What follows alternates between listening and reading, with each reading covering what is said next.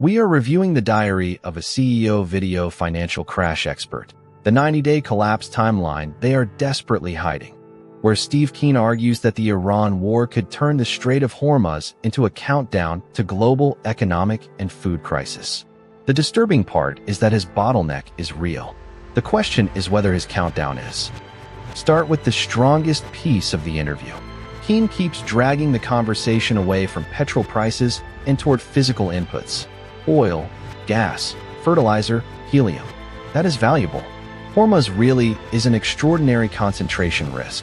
The video is at its best when it reminds you that modern economies are not spreadsheets floating in the cloud. They are pipes, ports, cargoes, and molecules. Even the helium tangent, complete with the balloon, contains a serious point. Semiconductor manufacturing really does depend on industrial gases that most consumers never think about. Keen is good at making an invisible dependency suddenly visible. Then he pushes one step too far. He argues that losing roughly 30% of helium means losing roughly 30% of semiconductor capacity, and that losing roughly 20% of fertilizer means losing roughly 20% of food. Those are not supply chain equations. Inventories, rationing, alternative suppliers, recycling, substitution, crop choice, and timing all sit between input loss and output loss. The evidence does less work than the narration suggests. And this is where the title becomes vulnerable. Keen says that within 2 or 3 months India will run out of fertilizer and there will be famine. That is not merely a warning about exposure. It is a time prediction. Once you put a clock on catastrophe, the clock becomes evidence too, and the video never builds a model strong enough to justify that precision. There is a measured concession here. A fertilizer shock could be unflattering without producing the exact famine sequence Keen describes. Higher prices, delayed planting, reduced application, poorer harvests, and food inflation are serious enough on their own. The mistake is collapsing all those possible outcomes into one inevitable endpoint, and then presenting that endpoint as if the intermediate steps barely exist.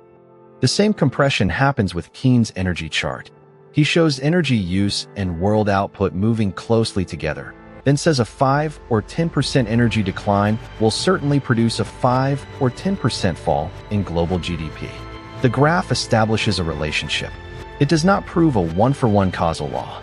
Efficiency, sector mix, inventories, prices, and substitution do not disappear because two lines track each other.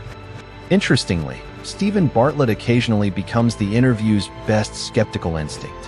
When Keen frames Trump's behavior as a pump-and-dump scheme benefiting Trump and his friends, Bartlett offers a much less sensational explanation. Traders could simply anticipate a public figure whose statements move markets. That distinction matters.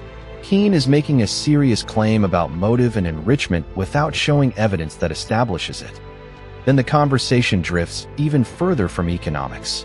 Keen interprets Trump's decisions through narcissistic personality disorder using experience from a past personal relationship, and elsewhere entertains an Epstein-linked blackmail explanation for Western policy toward Israel.